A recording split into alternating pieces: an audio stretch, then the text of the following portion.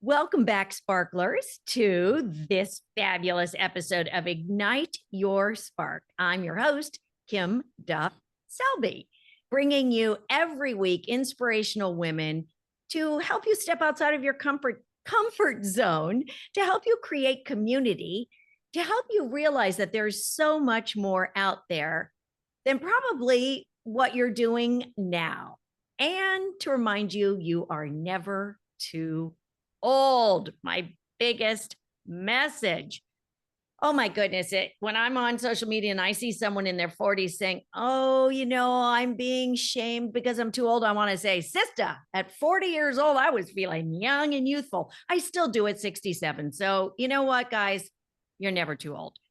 Let's get to my fabulous guest today. Her name is Tracie Root. Tracie is a speaker, a coach, a best-selling author, and a community builder. I really love that her message is that she gives women leaders the chance to be bold, so important, and grow within community. She is a community creator. She is amazing at bringing women together to develop their strengths, to enhance their lives.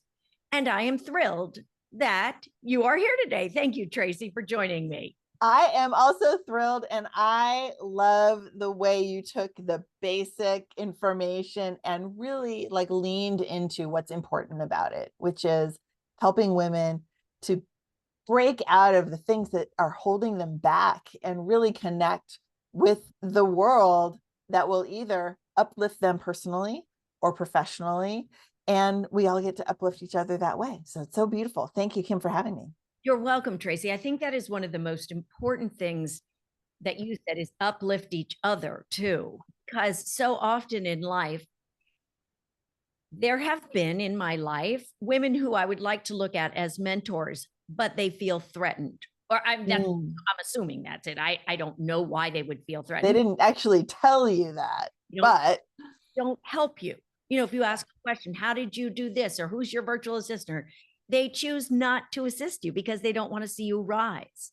yeah, And you want to see everyone rise, as do I. There's enough room on this planet for all women to share their voices, to share their light, because we need everyone's light right now. absolutely. Absolutely. I think that there's definitely the old school of thought of competition, and that there's only, so much pie for everyone.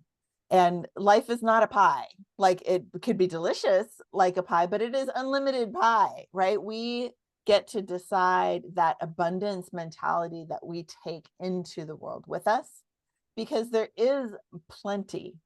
There's plenty of fish in the sea. There's plenty of women in business. There's plenty of clients. There's plenty of opportunities. There's plenty of beauty and love for all of us. Exactly. There's one thing there's not plenty of, and that's everyone's spark. I need more people to get their sparks lit. And on that note, Tracie, how do you ignite your spark? The way that I continue to be able to show up with a spark, with being bold, is really in connecting with people. Like you were saying earlier, I am such a believer in the power of community. And I didn't always used to be that way. I was very much kind of a lone ranger. No one can do it as good as me, so I got to do it all myself, like that kind of thing. And it really shifted when I started finding out about coaching. When I was in corporate and doing my job, and I was excellent at my job. And, when you're in that corporate environment, looking at the corporate ladder of opportunity, it's very like the ladder's only so wide. You climb that ladder by yourself for your own future. But when you get into a community that is focused on connection and focused on support and uplift and personal and professional growth and development, you realize that the ladder is not only for your two little feet, that it's more like, okay, more like a mountain, like we all have to climb, but we're all climbing together, right? We're all in it together. And one person slips on a rock and you help them back up, and we're all supporting each other. So when I need to kind of get out of a funk maybe and get that spark back lit, I call someone, usually on Zoom. Actually, I say, hey, do you have a minute? Let's catch up. Yeah. And so it's always about connecting with other people. Yeah, I love it because that really ignites my spark as well. You said something very important in there. You said, I was excellent at my job. And Oh yeah, I love that.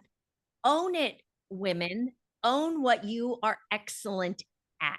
So many of us have been trained to not acknowledge ourselves for our gifts and our talents. And that right there is you being bold, is being an example for someone who may not feel like, oh, well, I shouldn't say how great I am. Hey, hell, I am great at interviewing people, and I will admit that. And I think we have to own what we are great at because that brings us more success. It's not absolutely. being braggadocio, it's just being honest. Now, if I were to go out and say, well, I am the world's best, this, that, and the other, I mean, that's BS. That's not real. But if you're excellent at something, and I just wanted to reiterate that because I think so many women don't take the time to be bold enough Yep, to pat themselves on the back and acknowledge their brilliance. So thank absolutely. you for that because I really, that was very vital and people out there needed to hear that. Well, Kim, last week I was teaching my workshop, which is how to be bold in your life and business. And so I use bold as an acronym. And as we go through it all, one of the emphases that I use, I don't know where that word should actually be, but anyway, one of the things that I emphasize is about really understanding what you're good at so you can emphasize that and own it and then step into that and become, we're always talking about becoming our best selves. Well, if we don't acknowledge what we're best at, how can you become your best self? You have to lean into the things that you're good at in order to really master them. Yeah. And it doesn't mean that you leave the things that you're not so good at totally behind, but there's a lot of, opinion about, do you work on the things you're not good at so that they're better, or do you work on the things you're good at so they can be great? And both are helpful, but it's the good to great that really makes you an expert in your field, really brings you success, and really brings you fulfillment because you're working in your area of zone of genius is a term. The things that really make you excited are because you're already good at them and you enjoy doing them. So doing them more makes you happy. And that's what we all want, is some bliss and fulfillment in our lives. Absolutely. Our messages are so in alignment. Yeah. And I want to share your genesis, your origin story of how you Okay. got into coaching, because people sometimes think, oh, well, they did it, but I couldn't. But you suffered loss, you suffered tragedy, you suffered through grief. Yep. So tell us briefly how you got from corporate America, from grieving of a huge loss to where Yep. you are today in bold Sure. women. Yes. Well, I think that every entrepreneur has some sort of story that got them where they are. And it's interesting because when you're early on in that journey, you don't really know how much of it to share and what's going to resonate with people and all that. And I never used to talk about the loss of my first husband when I first started coaching. But it really is the reason why I am where I am today in so many ways. I lost my first husband, Paul, to cancer back in 2010. He had been sick for about 4 years. And if you do the math, and I tell you that our kids were 1.5 and 4 at the time of his death, you recognize that that 4-year window was a lot of survival mode. It was a lot of, I was working full time, helping him to manage his illness, getting him to all his treatments, the getting healthier, the recurrence, all of those things. At the same time, he was diagnosed right after our first child was born. And so I was learning how to be a mom and managing this with him and working full time after maternity leave. And then later he got better. We had our second child and he was re-diagnosed in a different area of his body, but really it was a recurrence and it was everywhere at that point. So, there's a lot of what did we do wrong and how did we not know and what were we not watching for and all of that. But really we were living our lives like there was no tomorrow already because of the illness that he had been going through. And with 2 little babies and me working full time and the goal being him being the stay-at-home dad, but him not really being up to that. So there was a lot of weird navigation, trying to figure out how are we going to kind of get through this season. And ultimately it came to the point where he was so ill, we knew he wasn't going to get better. And the question was, how long would he be there? And so our youngest was 1.5 and our oldest was just about 4 when he finally passed. About a year and a half later or so, I was finally kind of, doing the day-to-day, gone back to work. The kids are at daycare or preschool or wherever. And I got to the point where I was like, you know what? I'm really going to have to start doing something different because I'm always exhausted. I'm not taking care of myself. Everything is work and babies. And I had literally no support nearby. I had a couple of friends and a lot of work friends, but a couple of, regular outside of work friends. Yeah. But family was all far away. And in my mind, it was, how can I change our life to move across the country closer to my parents who lived in Florida? I'm here in California, Silicon Valley. They were in Florida, and Paul's family was in New Orleans, the New Orleans area. So it's like, well, if we move to Florida, I'll be by my parents, my sister and her son. So the kids would have a cousin, their only cousin, and kind of had this image of what life could be if we made a big shift. How could I get us closer to family, get us closer to not only support for me, but more family oriented childhood for my kids? And so I started thinking, should I do what I'm already doing in this job and start my own company and consult, or should I work for another company there? But between Silicon Valley and Florida, the work environment is so different that it would probably require a lot of travel. It'd be more of a regional thing in Florida versus like working at one client in Silicon Valley that's so, massive. So then I said, well, if I don't do what I'm doing now, what else could I do? And at the same time, how can I start to make some changes for myself? So I started with what I looked in the mirror and saw myself and said, you know what, you could use some help in this life. You've had 2 babies, you've been in survival mode for 5 years. Let's focus on your own personal health and well-being. And so I found a health coach who helped me to lose a bunch of weight and change my lifestyle to include more activity and healthier eating and better mindset. And I found it was through a network marketing style company. So that I found had that coach. They taught me to be a coach and I became a coach. So that's how I found out about coaching, was through that company. And it had, listened to these books and this personal and professional development twist that I really hadn't gotten a whole lot of in corporate, which was pretty normal back then in the early 2010s, 2012. And as I leaned into that further and tried to start to build that business, I realized that, I could do this job in Florida, this business in Florida. And if I did that, like, what would that have to look like versus my current salary and the cost of living, Florida to California? And I realized that I was already making a comparable amount of money in that business to be able to pick up and go to Florida. So I gave my notice and I gave them a long couple months to find a replacement, which honestly, they never actually found. I still left. And by the end of the year, I was gone and we were in Florida.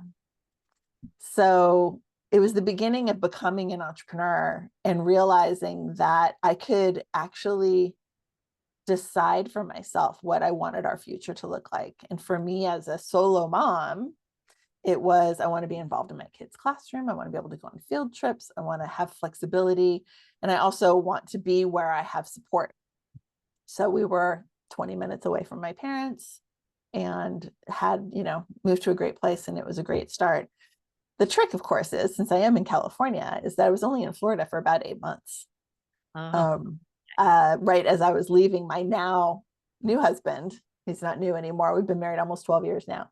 But my current husband and I started seeing each other kind of like, oh, you're leaving. Well, this is a problem. Wait, what are we going to do?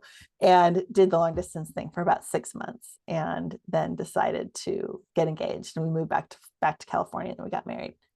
So it's like the short version. We also knew each other since I was 17. So it wasn't like some random dating app guy, in 6 months. But anyway, the long story, the tie up of all of that is, I looked at, what do I want our lives to look like? what kind of flexibility, how do I want to show my kids that they can also be resilient humans as they grow themselves and make connections with new people and lifelong friendships. And so by moving back to California so quickly, we've been in the same house since then. They've been in the same school system since then. My oldest just graduated from high school and is heading off to college, and my youngest is going to be a sophomore. And they have something I never had, which was the stable childhood friends your whole life kind of thing, which was exactly what I was hoping for them to have as we, made plans way back when they were 1.5 and 4. Well, you started with this network marketing coaching, and then you Oh, yes. coaching was the method that you wanted to Right. pursue to assist others. Yes. Thank you for bringing me back to that piece of the detail. There's a lot of information, so sometimes I forget pieces. So yes, I started as a health coach. And the whole reason I needed a health coach shows you that I really wasn't into the health part of it at all, much at all. The weight loss was great, but it wasn't like my passion. Health and fitness wasn't my passion. But what was the idea that we get to create what we want in our lives, and the value of personal and professional development, the value of setting goals, having dreams, and really bringing those from a fantasy into reality. And so whenever my health coaching group was going to do like a group training, I was like, I'll do the mindset stuff. I'll do the goal setting stuff. Because within several years of starting that, I really shifted away from the health coaching and moved more into life coaching. And then as that business continued to be successful, into business coaching as well, because the evolution of having an idea, a spark of what you want out of your life, and then having some guidance to be able to go on that path, that's exactly what I had done. And that's why I help women, so they can be bold enough to make the decisions that really light them up, and also the things that maybe are a little scary, and also to do those scary things even when you don't know what you're doing. How do you still get what you want even when this is all a mystery?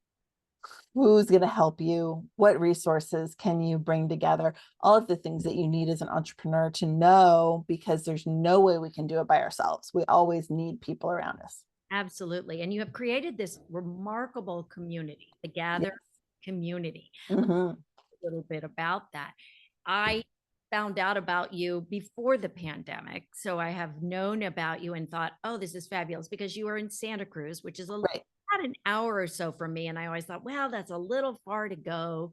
And then hello, pandemic. Hello. Right. Hello. Talk about your community and Yeah. how you support women. And it's not just women in business, it's women in general who Yes. want to step into the next version of themselves. It doesn't have to be through a paying. Right. It's not necessarily entrepreneurs networking. It's to support women. Women in business can encompass people who have their own businesses or have a job or whatever.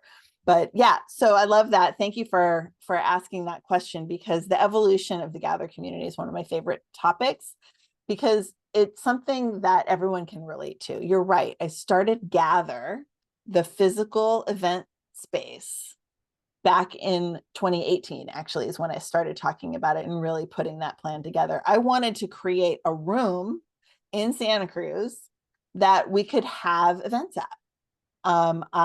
Because I had moved from health coaching into life coaching and stuff, I wanted to do vision board workshops and have networking groups, be able to have a great environment to support and uplift and really inspire all of the people who were attending. And being in the coaching community, I knew a lot of coaches. Everyone needs a place to do their workshop, right? So here in town, I had a hard time finding a place, because there's a lot of small business here and not a lot of real estate. It's very, crowded. And so I was finding like the back room of the pizza parlor, which didn't really work for my former health coaching brain. Hotels, which were so expensive. They want you to like pay for the oxygen in the room, and or like the community center, which it's like the space functions, but it's so uninspiring and flat. So I didn't like any of those options. And since my corporate background was in interior design and project management, I took those skills, rented a commercial space, and learned all about how to create my own place for people to come and use and for me to come and use. And it was really interesting because I got to totally like walk my talk about having a dream and going after it, even though you have no idea what you're doing. Right? I didn't know what it meant to rent commercial. I didn't know that when you lease a commercial space, you don't pay rent until you actually move in, which includes not paying rent while you're renovating and it's already yours. So it's very strange. As opposed to like a house or apartment where you pay rent and you're like, you want to move in right that second because you're already paying. I didn't pay things for things like 5 months later. I had to go to zoning meetings because in the downtown Santa Cruz district, they wanted restaurants and retail. And I wasn't planning to be either one of those. And so I had to convince them and explain what we were doing. And they're like, oh, yeah, I guess that'll be okay. But, we had to go through that process because we weren't zoned for the work that we were going to be doing. We were more like office, and they didn't really want office in that downtown district. And then it was very exciting because we had our grand opening party in October of 2019. Literally, actually, it was October 13th, 2019. So literally exactly 5 months later was that March 13th, which was like the last Friday of reality in much of our areas, right? I know it was the last day that my kids had school. Over the course of that weekend, we had, and people were coming in and we had things going on and we're all like bumping elbows and no one really knew how to be with people. We didn't know what was happening. But within a couple of days, everything went dark. We just had to shut it all down. And by that first part of next week, I was like, well, we're all hanging out at home by ourselves, not really sure what to do. I'll just open up my Zoom room, come hang out, and we'll chat and we'll do some work and we'll, figure out where we're going to, do what on our calendars for the next couple of weeks, because we thought it'd be a couple of weeks, right? And within a couple of weeks, we knew that it was going to be much longer. And I thought to myself, well, what was the point of having this space anyway? The point was not to have a room that people were sitting in.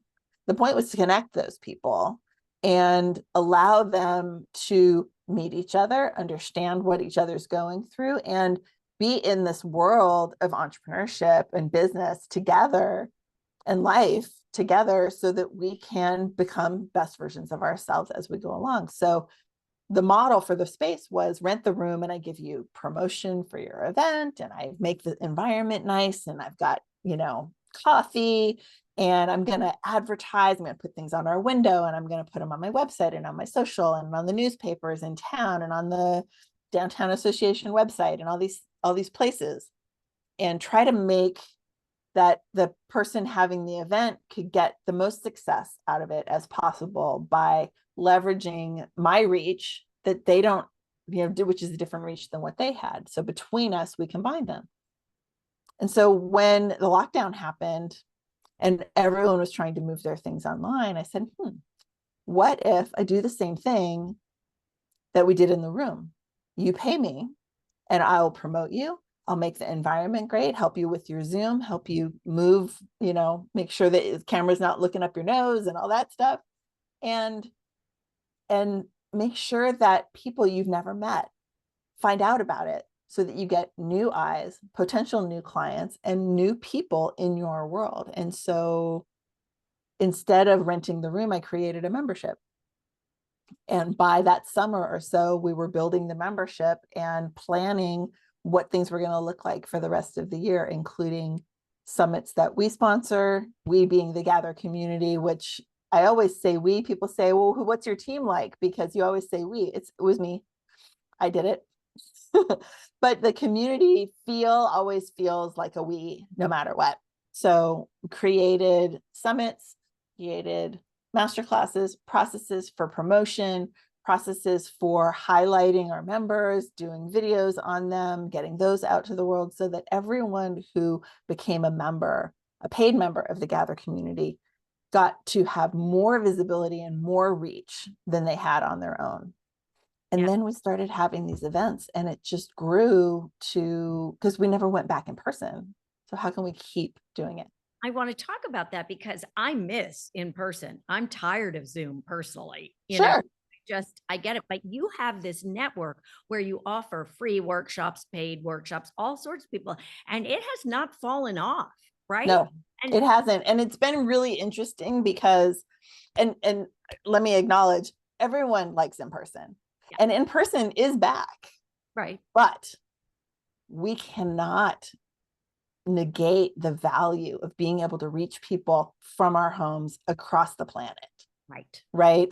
So, it's very much a combination in the world right now of virtual, online versus in person now. But, during the lockdown and from 4 years ago till now, every year was different. And this is one of the most fun parts of the story is, we went from March of 2020 through that year going, okay, well, this is like what we're feeling like when the year turned, and we're like, I wonder what this year's going to be like.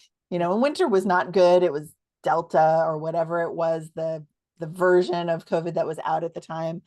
And people were sick and it was still not good. It's like, okay, well, we're still not going back in person. So what is 2021 going to look like? And we revamped some stuff, and we increased certain kinds of events, and we grew our membership. It's still to this date, those first couple of months of 2021 are still the best months that I've ever had in my business, because that everyone was like, I'm in, let's do all of the things. And Clubhouse started, all those things started. But going through that year at the end of 21, same thing. And so now we had a new version, we had Omicron or whatever, but people still were really chomping to get back in person. But the problem was that what was that going to look like still? Because people were still very concerned. There was a lot of fear, and there was still a lot of lack of safety and knowing what was to come. So there was still a lot of like, I'm still going to be really careful. Mm-hmm. So an in-person event at that time looked like half the population or less in the room. Everyone would be wearing masks all day. And it was something that from my perspective, I was like, the people do not want that kind of experience. That's not going to help them uplift their lives when they're at this event in fear. So that's when I terminated the lease at Gather. And because it's still even if I had started the ball rolling at that point, it would have been the next year before it all, and then the lease would have been up anyway.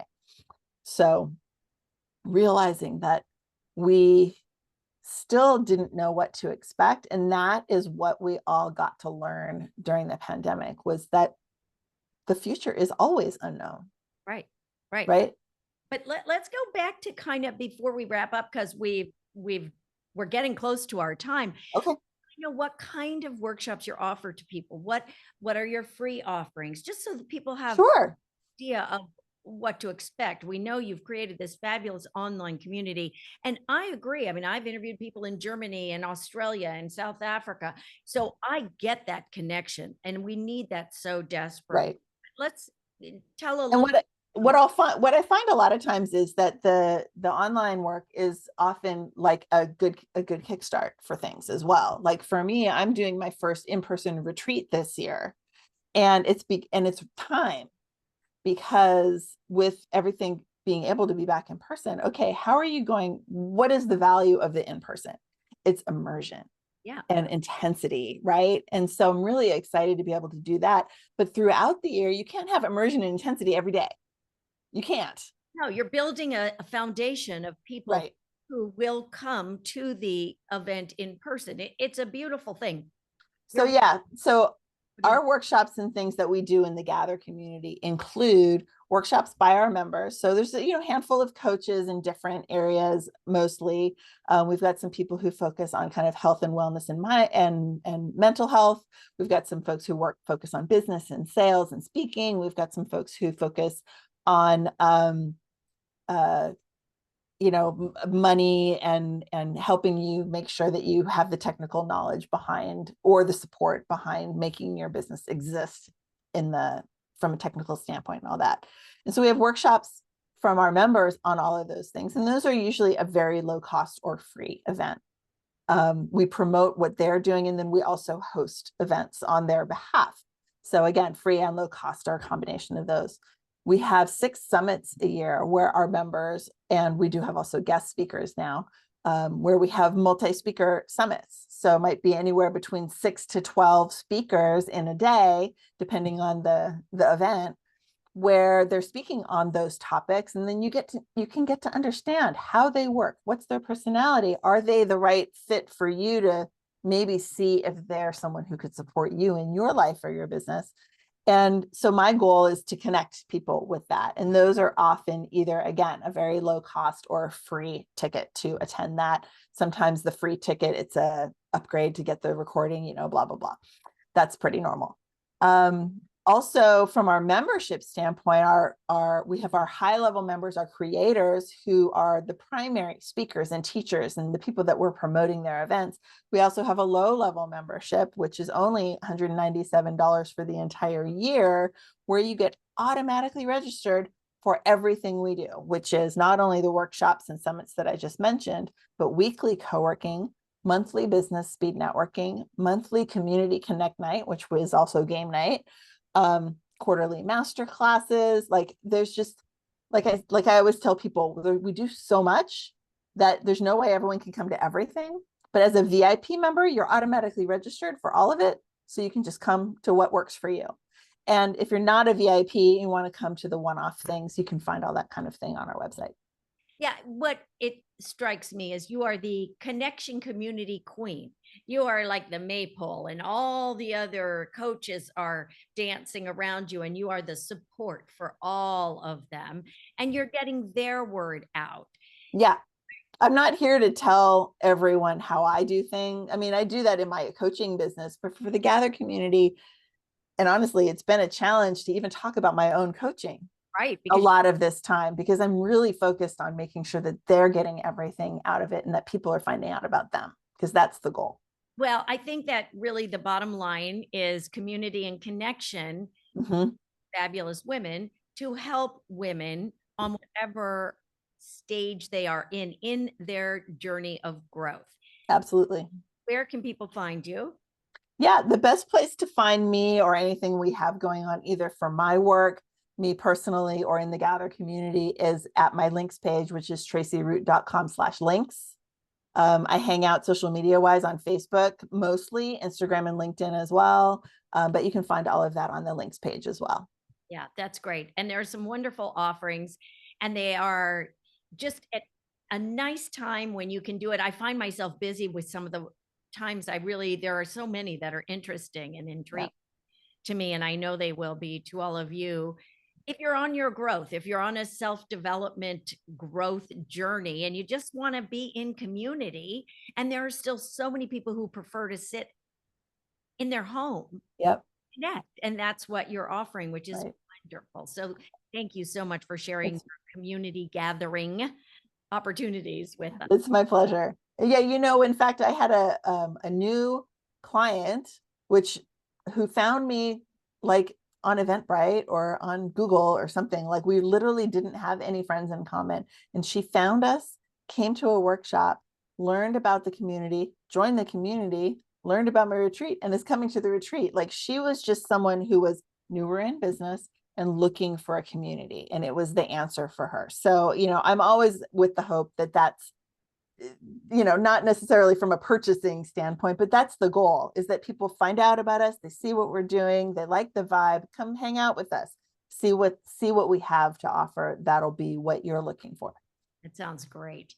I hope you all were inspired. Thank you for listening, inspired to step outside your comfort zone and perhaps look for the coach that's going to guide you to what's next for you. Check out all of the fabulous community members in Tracie's community and Yay!